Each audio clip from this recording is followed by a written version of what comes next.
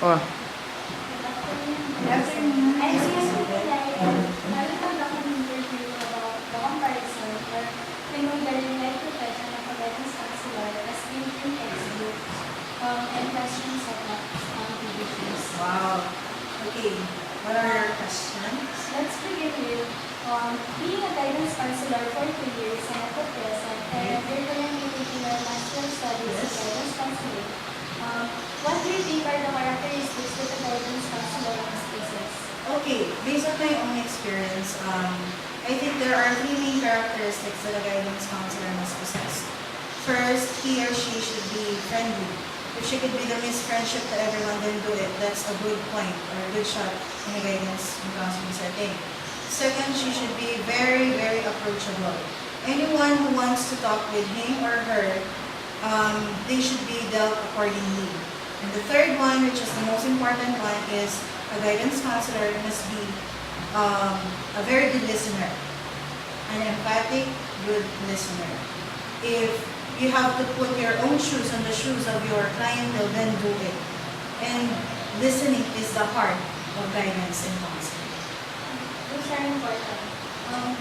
What is your role as a guidance counselor in relation to your fellow teachers, administration, and students' parents? Okay, apparently, I'm also a guidance counselor to them.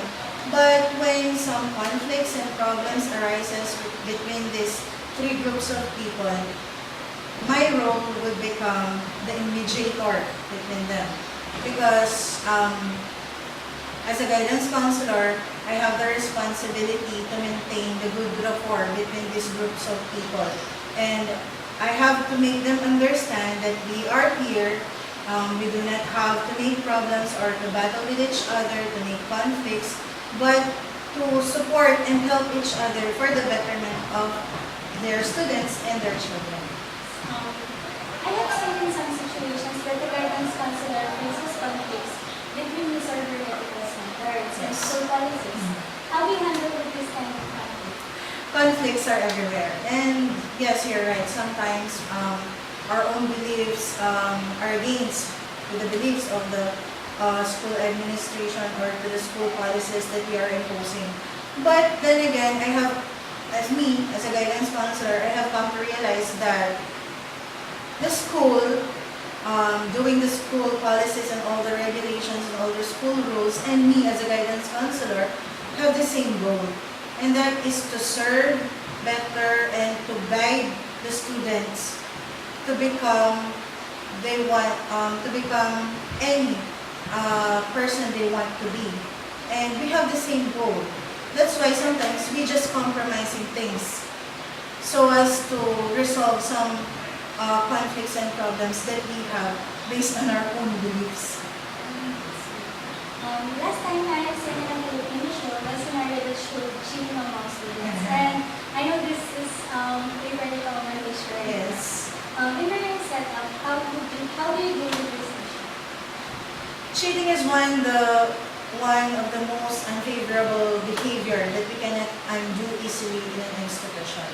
But here in Santonia Academy, as a counselor, when a student was summoned to the guidance and counseling office because she or he was caught cheating, he will undergo a counseling session, a 2 to 3 session. And the main purpose of the session is to know the reason why she did that thing. Why did she cheat, per se. Then, after knowing the reason of that kind of behavior, we will help the student to unlearn that kind of behavior, because we believe in the counseling field that if a behavior is being learned, it can also be unlearned. So, we will help the student. Then, we intended them to hear some talks with us regarding study habits, so that we can help them to learn more how to manage their studies and their time so they can avoid to do such thing. In a typical classroom scene, a school failing its subjects and not graduating because of this is a common problem. Yes. In what way do you respond to the situation?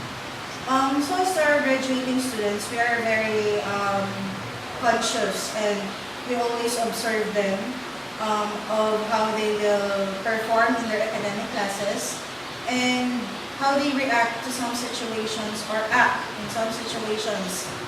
Because any unfruitful act that they would do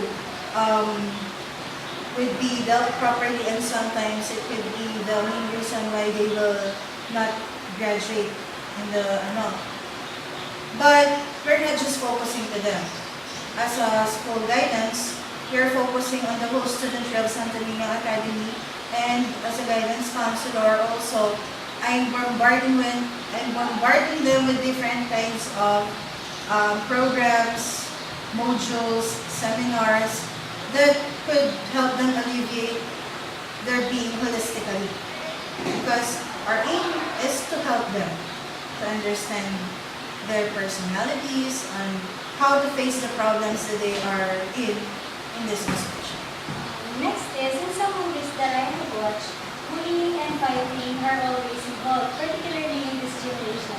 And I have observed that guidance counselors often punish and scold their students. Based on your own experience, how do you prevent school violence? Okay, first I just want to clear that, no? I want to say that guidance counselors should not punish and scold students. It's the job of the prefect of the discipline. Now, going back to your question that how do I prevent school violence?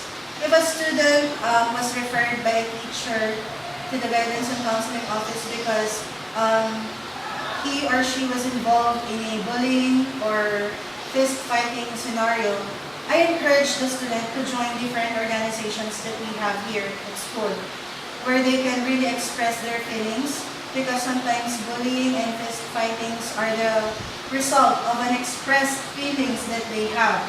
So if they could be a member of any organizations here, I think that would be a great help for them to express freely and in a good way their own feelings that was being kept. That's why they became bullies and fights, what do you call this? Parang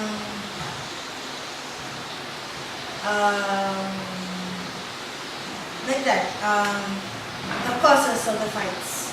That's a really tough thing. And as portrayed in some situations that are typically shown in the media, parents of some students are sometimes irate. And how do you approach parents with this kind of attitude? Actually, I have an experience last year of that kind of parents, but I approach them professionally. If they want to point fingers at me, then do it, but I won't point fingers at them. If they want to shout at me, then shout, but I won't shout at them. After they do all what they want to do, I would make them understand that this is the situation that they are in, and their sons or daughters or whatever their relation with a student, then these are the consequences that they must follow, being in the rules and regulations of the school. I have read in a story also wherein the guidance counselor valued confidentiality. Yes. She also refused to talk about time cases to other people.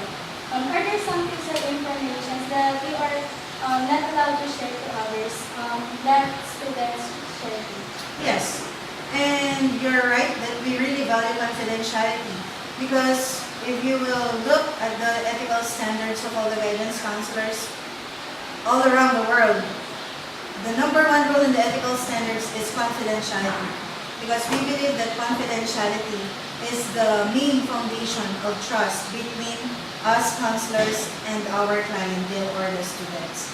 If we do not have any trust with each other, then we are not an effective guidance counselor. But there are some times that we have to disclose some information, I repeat, some information, if the situation is a matter of life and death situation. Then we could disclose some information, but not all. To summarize all, do you think that portrayal of guidance counselor in television shows and textbooks are realistic or closely life situations? At some point, yes. But if you will really look into it, the portrayal of those in the textbooks are the ideal ones, while the portrayal of those in the television are the outdated or the old age. But if you merge the two, that's the real thing in the guidance counseling program or in the guidance counseling field. Lastly, being the guidance counselor, what are your future plans and goals that you want to administer in sa Pilipinas? Okay. Um, First, I'm very happy that I'm serving here, my alma mater. And I will humbly say that our guidance and counseling program right now is not that very established. But that's why I'm taking up my master's degree in guidance and counseling.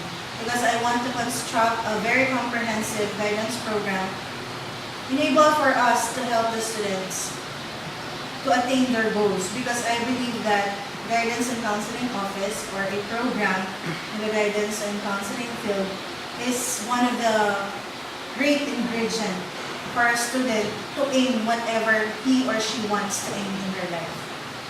Thank you, ma'am. Thank you for your Okay, time and your thank you. insights very much. Thank you. I hope that I give you some knowledge for the guidance and counseling.